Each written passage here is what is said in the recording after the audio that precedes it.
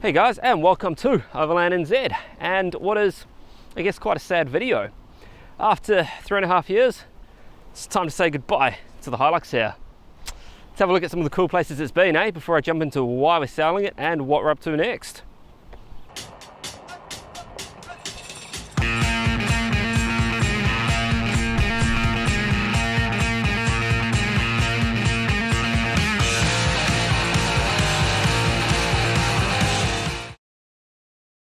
Thanks to our patrons for help making this possible. Join the Patreon crew today to help support future videos.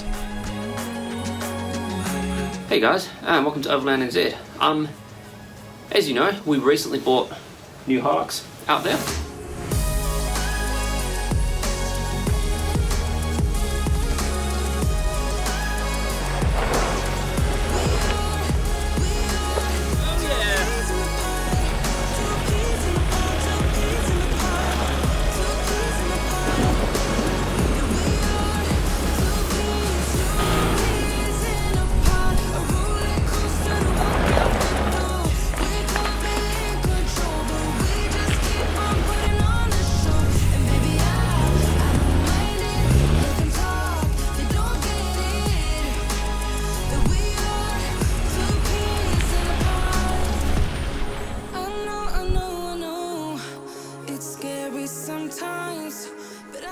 Alright, unring a cam chest, bear with me. I've already emptied the whole Hilux out, as you can possibly see. It's looking a little bit different than last time you would have seen it. So yeah, it's been 3.5 years. It's done. Cape Reinga, it's Bluff, West Coast to South Island, East Cape. Like, there's hardly a place in New Zealand this thing hasn't been. And when I bought it, basically I wanted a vehicle that was just going to work. And this has done that beautifully. We've done 80,000 Ks in it, and all I've had to do was a CV boot and rebuild a brake caliper, which I buggered up when I changed the pads, split the boot. Things happen, right? So why are we selling it? So yeah, if you've seen our Hilux overview video from earlier this year, at the end of it, which, you know, if you didn't make it, I don't blame you, it was very detailed, but I talked about the fact that we'd been looking at new vehicles. We had a kid on the way, and I just couldn't quite see how I was going to make this work as a family truck. Like, when I built this vehicle, set it up, whatever you want to call it, I set it up exactly as I wanted it. Yeah, I don't want a fiberglass canopy. I thought about putting like a proper, you know, like tray and canopy system on it. And I had a chat to Pro Fabrication down in Christchurch, and we came up with some pretty cool ideas. But I had already done what I wanted. Like, I loved the way that it sat. I loved the way that it worked when it was just the two of us. Like, we had the platform in the back, fridge on one side, charging gear, dog area, bit of storage on the other side, and the tub had, you know, just camping gear and 12-volt gear and stuff in it. Putting on a proper canopy and tray would have been cool in that it would have given me a heap of flexibility and a crap load of space. Like, you know, even if I'd done like a 1400mm tray or something, canopy, you know, it would have been pretty good. Gullwing doors both sides, etc., etc. Like, it would have been cool. But it was playing on my mind that this truck, how can I put this? It's going to sound weird, but it was never quite what I wanted. So over the last, I don't know, 15, 16 years that I've been driving, the majority of the vehicles I've owned have been station wagons. And when we bought this, I was like, I want to give a ute a go. Like, people love them. There must be a reason why. And 3.5 years, I get it. They are bloody awesome. But, and this is going to sound strange, I've realized I'm not really a ute person. I like to have a boot. I like to be able to put my things inside the boot and have them dry and secure, and, you know, be able to work with that space versus having a tub, which, you know, especially as I had it set up with the tent mount and things, it was never useful as a ute, and it wasn't, that's a lie, I was going to say it wasn't great as a tourer, but it was brilliant as a tourer right up to we had a kid. When we did our South Island trip earlier this year, like, we had it loaded to the hilt, we had the roof bag on top, tub was full of things, the back seat was jam-packed, and it just didn't work. Like, I'm surprised with how much stuff a kid comes with, but trying to get it all into basically like the back of the cab there just doesn't work. And yeah, there's only so many things that you want to put into the tub. Like, we did just a family holiday over the last long weekend, and even then bringing our ground tent and a mattress and a porta cot and sleeping bags and clothes and camera gear and just all the stuff that we bring, and the dog and the kid, you know, we had to leave the pram behind. There's no way that was going to come with us. And you know, the space utilization, I guess, as I had it set up, is not great when you've got a family. Like when it was just the two of us, it was awesome.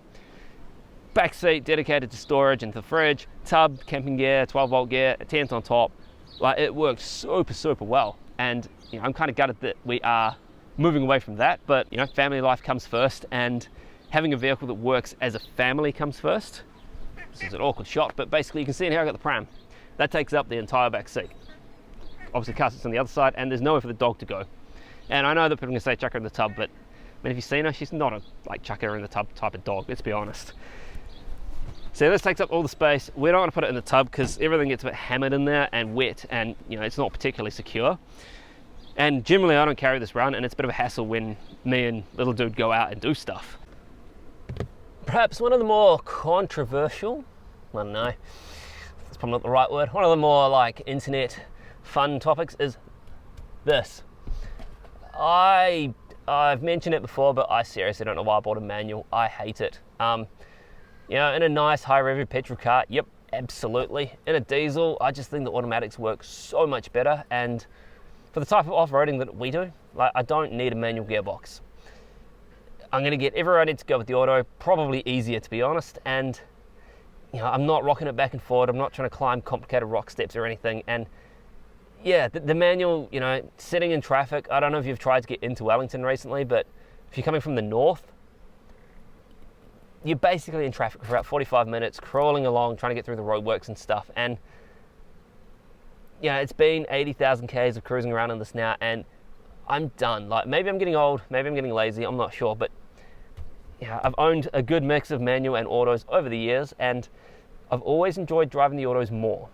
As long as, you know, the vehicle's got enough power and stuff, but they just work better. And when I had the 80 series, obviously that was a crappy old auto, but it reminded me of how good an auto can be, kind of. Like it wasn't great, but it was so much easier off-road, and you could just kind of sit back and enjoy it. You know, as you guys know, like I'm not chasing hard four-wheel drive tracks. I'm out just to explore and take photos and bring you guys along on the adventures. Like it was awesome. I could sit back and enjoy it.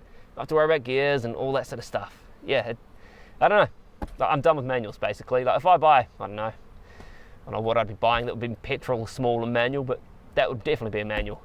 If I'm buying four-wheel drive, it's going to be automatic. Modern ones are great, like they're all 6-speed now or more, and yeah, I can't think of any reason not to. Like I don't like towing with the manual. I much prefer towing with an auto, and yeah, just all these little things like that. You know, for me at least, the auto is the way to go, and you know, our new vehicle has an auto in it. So between the pram on the other side, car seat on this side, that's basically it for space. If I don't have the pram there, I've normally got my little charging box thing that I built to keep camera gear charged up on the road, and the dog's car seat, and that's it. Like producing this video is like I carry probably a bit more gear than people think. Like I've got a couple of cameras, a whole bunch of action cameras. I need to charge everything up on the go.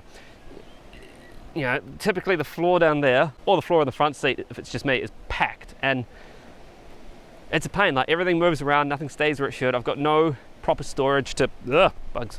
I've got no proper storage to put anything in, and yeah, it just kind of bothers me. Like, and I can't keep them in here because like this doesn't lock. And if I had camera gear sitting there, someone could just walk up and go, "Oh, thanks, bye."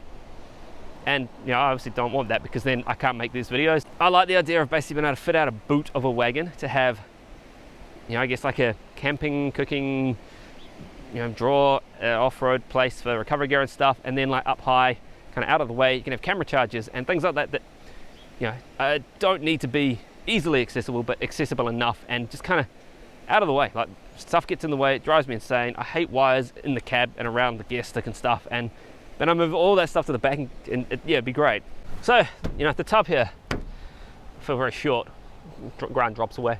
So the tub here, like, you know, we could have taken this off and put like a proper service body or something on, like a tray and canopy package, but it's a lot of money to invest in a vehicle. And as I mentioned, this was never quite the vehicle that I wanted it. That's a lie. It's just never quite the vehicle I've gelled with, and the thought of spending, you know, another huge chunk of cash on it just doesn't appeal to me. And you know, like, and I mean this in the nice way to my wife, but Chloe isn't the tallest person in the world, and you've got a tray that's starting there, everything's up high, and you know, it's not in my opinion at least, as convenient as a wagon. Like, we'll see. You know, I might buy this wagon and go, oh crap, what have I done? I've just made a massive mistake. I should have kept a ute. But in my head, the wagon's going to be a little bit lower. It's going to be a bit easier to access stuff in the back. Obviously, side access is rubbish.